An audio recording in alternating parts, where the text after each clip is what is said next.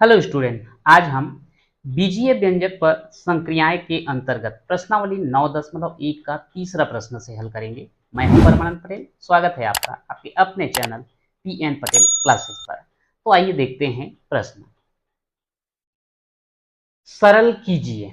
यहाँ पर जो है कुछ बीजीय व्यंजक दिए गए हैं और उनका आपस में जो है प्लस या माइनस के द्वारा लिखा गया है और इसको हमको हल करना है। सरल करने का मतलब ये है, यहाँ पे चिन्ह के आधार पे आपको देखना है कि कौन कौन से पद यहाँ पे जुड़ेंगे और कौन कौन से पद जो है घटेंगे। तो आइए देखते हैं। तो इसका जो है प्रश्न पहला हम देखते हैं, 5ab ऋण 7b वर्ग c ऋण 6ab धन 2bc का वर्ग ऋण 4b वर्ग c ऋण 3bc का वर्ग। यहां पर जो है प्लस या माइनस के रूप में तो लिख दिया गया है। यहां पे हम एक काम करेंगे कि समान पद कौन कौन से हैं उनको आपस में जो है पास पास लिख करके हल करेंगे। तो जैसे यहां पर देखेंगे तो ये 5ab और ऋण 6ab ये दोनों समान पद हैं, तो इन दोनों को हम पास पास लिख लेते हैं, 5ab ऋण 6ab। ध्यान रहे चिन्हों को जो है बराबर उसी के अनुरूप लिखना है। जैसे यहाँ पर 5ab धनात्मक है तो धनात्मक, 6ab ऋणात्मक है तो ऋणात्मक लिखेंगे। उसके बाद ऋण 7b वर्ग c इसको लिख दिए। तो b वर्ग c वाला और देखते हैं, ये वाला है आपका ऋण 4b वर्ग c। इसके बाद है 2bc वर्ग ऋण 3bc वर्ग, तो ये हो जाएगा 2bc का वर्ग ऋण 3bc का वर्ग। इस प्रकार से सभी पद हम लिख चुके। तो देखते हैं ये दोनों समान पद हैं, ये दोनों समान पद हैं और ये दोनों समान पद हैं। अब ये समान पद हैं तो देखना पड़ेगा कि जुड़ेंगे कि घटेंगे। समान चिन्ह होगा तो जुड़ेंगे और असमान चिन्ह होंगे तो घटेंगे। जैसे इन दोनों का चिन्ह देखेंगे तो अलग अलग है तो घटाना पड़ेगा। तो 6ab में 5ab घटाएंगे तो आएगा 1ab, जिसको एक को न लिख करके हम केवल क्या लिखते हैं, ab लिखते हैं। बड़े वाले का चिन्ह ऋण है तो यहाँ पर क्या हो जाएगा, ऋण। तो इन दोनों को हल किया तो हमको कितना मिला, ऋण ab। अब इनको देखिए, b वर्ग c वाला पद है और दोनों ही ऋणात्मक हैं, दोनों ऋणात्मक है यानी कि जुड़ेंगे। तो 7 और 4 कितना हो जाएगा, 11b वर्ग c। बड़े का चिन्ह ऋण तो ये भी हो जाएगा ऋण। अब बोलोगे यहाँ तो बड़े छोटे छोटे का मतलब ही नहीं है, यहाँ पे दोनों के दोनों ऋणात्मक हैं, लेकिन दिमाग में आप ये रखिए कि बड़े वाले का चिन्ह हम लिखते हैं तो कहीं पर धोखा नहीं होगा। उसके बाद इसको देखिए, 2bc वर्ग ऋण 3bc वर्ग। यहाँ पे भी दोनों समान पद हैं, चिन्ह अलग अलग है तो घटेंगे। तो 3 में 2 घटाओगे तो आएगा 1, एक को लिखने की आवश्यकता नहीं है, केवल लिख देंगे bc वर्ग। 1bc वर्ग या तो फिर बड़े का चिन्ह ऋण है तो यहाँ पर ऋण। ठीक, अब ये सभी में जो है ऋणात्मक का चिन्ह है तो ऋण को आप बाहर कर दीजिए। ये हो जाएगा ab धन 11b वर्ग c धन bc का वर्ग, और ये हो गया आपका आंसर। ठीक है, इसी में अगर हम इसका सेकेंड वाला देखें तो यहां पर है m का वर्ग ऋण 2n का वर्ग धन 7mn ऋण 5m वर्ग ऋण 11mn ऋण 3n वर्ग धन 2n का वर्ग। अब यहाँ पे देखिए m वर्ग वाला जहां जहां है हम पास पास लिख सकते हैं। ये है m वर्ग और यहां पर है ऋण 5m वर्ग। उसके बाद n वर्ग वाले को लिखते हैं तो यहां पर है ऋण 2n वर्ग ऋण 3n वर्ग और लास्ट में है धन 2n वर्ग। ये भी आ गया। इसके बाद जो है mn वाला लिखेंगे तो यहां पर है धन 7mn और यहां पर है ऋण 11mn। अब समान पद में देखोगे ये दोनों समान पद हैं, ये तीनों समान पद हैं, ये दोनों समान पद हैं। अब यहाँ क्या करें, इन दोनों में जो है समान पद तो है लेकिन चिन्ह अलग अलग है, तो घटाना पड़ेगा। 5 में 1 घटाएंगे तो आएगा 4m वर्ग, बड़े का चिन्ह ऋण तो यहाँ भी हो जाएगा ऋण।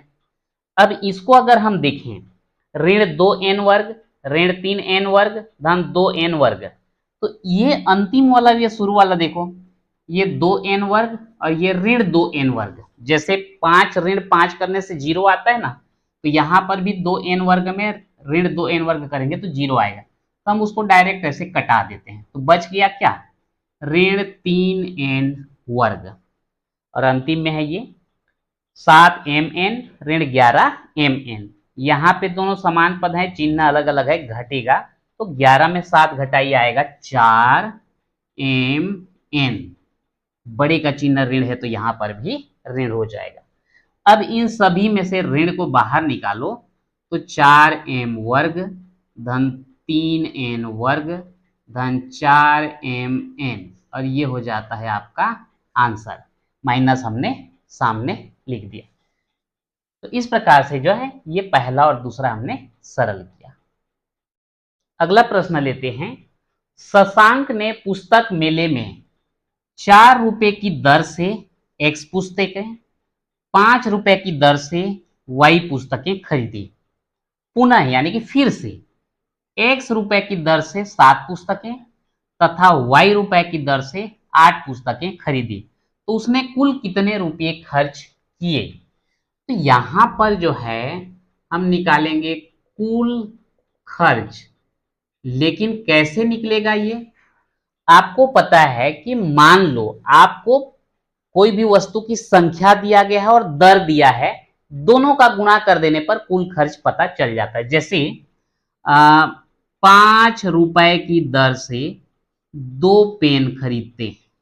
5 रुपए की दर का मतलब यह है कि एक पेन को 5 रुपए, तो 2 पेन का कितना होगा, निश्चित रूप से 10 रुपए होगा। क्या किया हमने, यहां पर जो दर था वो और पेन की जो संख्या था दोनों का गुणा कर दिए, तो यहां पे भी वही करना पड़ेगा। 4 रुपए की दर से X पुस्तकें, एक पुस्तक को जो है 4 रुपए लग रहा है, तो X पुस्तक को कितना में हमको देगा, तो ये दोनों का गुणा कर दे तो हमको पता चल जाएगा। तो यहां पर 4 रुपये की दर से X पुस्तकें बोलने से 4 गुणित X, उसके बाद 5 रुपए की दर से Y पुस्तकें, तो यहां पर 5 गुणित हो जाएगा Y, और इन दोनों को हम क्या कर देंगे, जोड़ देंगे।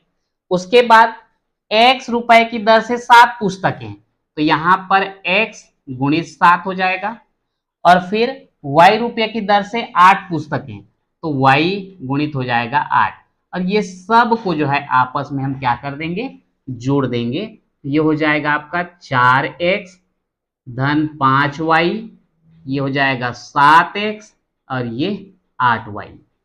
अब यहां पर समान पद को पास पास लिखेंगे तो 4X और 7X समान पद है, पास पास लिख दिए। ठीक वैसे ही 5Y और 8Y ये भी समान पद हैं, ये दोनों को जोड़ेंगे, ये दोनों को जोड़ेंगे, क्या आएगा, 7 और 4 11X और 8 और 5 हो जाएगा 13Y। तो इस प्रकार से जो है ये इतना रुपए जो है कुल खर्च जो है होने वाला है। अगला प्रश्न देखते हैं। एक त्रिभुज की भुजाओं की लंबाई क्रमशः 4x वर्ग धन x ऋण 1, 2x वर्ग ऋण 3x धन 5 एवं ऋण x वर्ग धन 4x धन 1 हो तो त्रिभुज का परिमाप ज्ञात कीजिए। परिमाप का मतलब होता है जो भी आकृति लिए हैं उसके किनारे किनारे की लंबाई का योग, यानी कि मान लो एक त्रिभुज हमको दिया गया है, तो यहाँ पर इस बिंदु से यहाँ तक की दूरी, यहाँ से फिर यहाँ तक की दूरी, और यहाँ से फिर वापस, यानी कि पूरा एक चक्र लगाने में जो है जितना दूरी तय करना पड़ता है वही उसका परिमाप कहलाता है। तो इसीलिए मैं यहाँ लिखा हूं त्रिभुज का परिमाप बराबर तीनों भुजाओं का योग। अब तीनों भुजा बोलने से एक भुजा ये है, दूसरा भुजा ये है, और तीसरा भुजा जो है ये दिया गया है। अब तीनों को यहाँ पर लिख करके जोड़ेंगे, तो ये लिख देते हैं 4x वर्ग धन x ऋण 1, पहला वाला हो गया। दूसरा वाला 2x वर्ग ऋण 3x धन 5, और तीसरा वाला है ऋण x वर्ग धन 4x धन 1। ये तीनों भुजा तो हमने लिख लिए, यहां पर इन तीनों को जोड़ना है, तो यहां पर भी लगा देते हैं प्लस और यहां पर भी प्लस लगा देते हैं। अब ये हो जाएगा आपका 4x वर्ग धन x ऋण 1 धन 2x वर्ग ऋण 3x धन 5, और ये धन और ऋण का होगा ऋण x वर्ग धन 4x धन 1। अब ये तीनों में देखते हैं कि समान पद को पास पास हम लिखेंगे, तो ये है आपका 4x वर्ग, यहां से धन 2x वर्ग और अंतिम वाला है ऋण x वर्ग। ठीक, ये इतने जो है समान पद हैं। उसके बाद x वाला लेते हैं, तो धन x ऋण 3x और धन 4x, ये तीनों समान पद हुए। अब अचर पद को लिखते हैं, तो यहां पर है ऋण 1, यहां पर धन 5 और लास्ट में है धन 1, ये जो है समान पद हैं। यहां पर ऋण 1 और धन 1 अगर देखें तो ये दोनों को तो कट कर सकते हैं। अब यहां देख लो, ये तीनों जो है समान पद हैं, ये दोनों का चिन्ह धन है और ये है ऋण है, तो समान पद के साथ साथ समान चिन्ह हो तो जुड़ते हैं। तो ये 4 और 2 दोनों को जोड़ दें, 6x वर्ग हो जाएगा। ऋण x वर्ग को अगले स्टेप के लिए रहन दो, इसमें एक बार फिर से हम ये करेंगे। फिर उसके बाद समान चिन्ह वाले को जोड़ो, 1x और 4x दोनों मिला के हो गया 5x, और ऋण 3x को लिख दिए रहो, ये हो गया। और यहां बचा है धन 5। अब देखो ये दोनों समान पद तो हैं, चिन्ह अलग अलग हैं, घटाना पड़ेगा। 6x वर्ग में 1x वर्ग घटाओगे तो आएगा 5x वर्ग, बड़े का चिन्ह धन है तो ये भी धन। 5x में 3x को घटाएंगे तो ये हो जाएगा 2x, बड़े का चिन्ह धन है तो ये भी क्या हो जाएगा धन, और लास्ट में है कितना 5। तो यहां पर त्रिभुज का परिमाप हमको कितना मिला, 5x वर्ग धन 2x धन 5। क्योंकि यहां पर कोई जो है लंबाई है पर कोई मात्रक दिया नहीं है, तो हम चाहें तो यहां पर लिख सकते हैं इकाई, और यही जो है आपका क्या हो जाएगा आंसर हो जाएगा। तो इस प्रकार से आज हमने जो है प्रश्नावली 9.1 का 3 प्रश्न कवर किया, तीसरा, चौथा और पांचवा। इसके साथ ही प्रश्नावली 9.1 कंप्लीट होता है। तो आज के वीडियो में इतना ही, मिलते हैं नेक्स्ट वीडियो में।